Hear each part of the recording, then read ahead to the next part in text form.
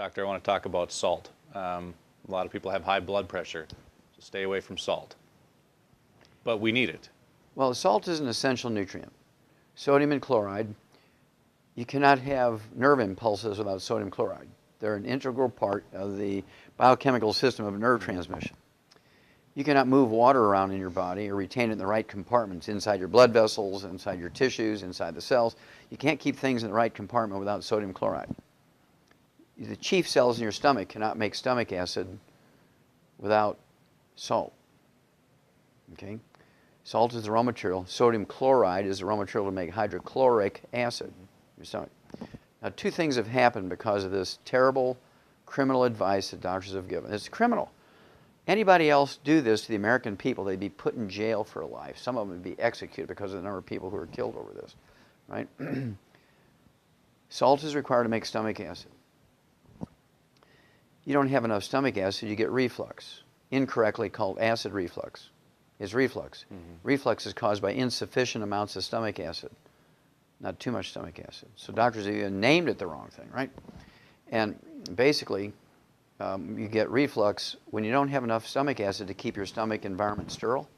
So yeast begin to grow in there, so you eat carbohydrates and sugar. They ferment that, produce gas. Heartburn, pressure, reflux. Because you have all these things growing in your stomach. Okay, when you get a pH too high, you get a pH above 4, all these things begin to grow. You have a pH under 1, your pepsin works to digest proteins, and you can absorb minerals, you can absorb B12. Your pH gets above 2, 2.5, you can't do that. Okay, so you're in trouble. I mean, you can take tons of iron supplementation, and if you don't have any stomach acid, you can't absorb iron. Now, here comes the most terrible thing that's happened to America because of this inappropriate advice. Well, there's two things. One, you go back to 1995, 750 people died during a triple-digit heat wave in Chicago. It was a 2-week heat wave, 1995, I believe it was.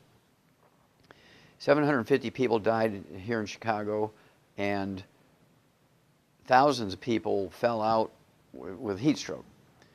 The first thing they give them intravenously on the way to the hospital when they get heat stroke is saline solution, which is salt water, yeah.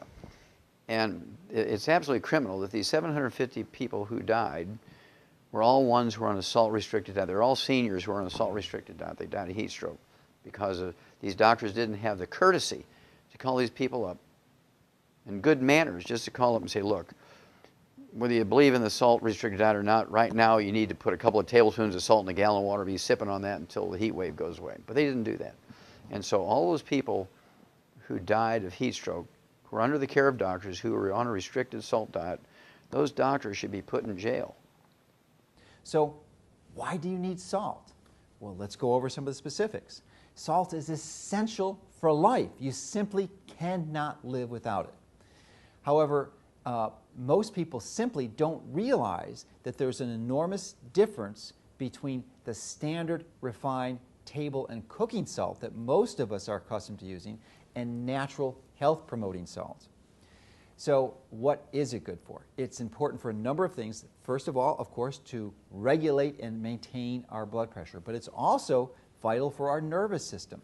Chloride is essential for the growth of our brain and development of neurological function. And that the sodium actually activates an enzyme needed for the formation of glial cells. And these are the cells that makes us capable of creative thinking and long-term planning.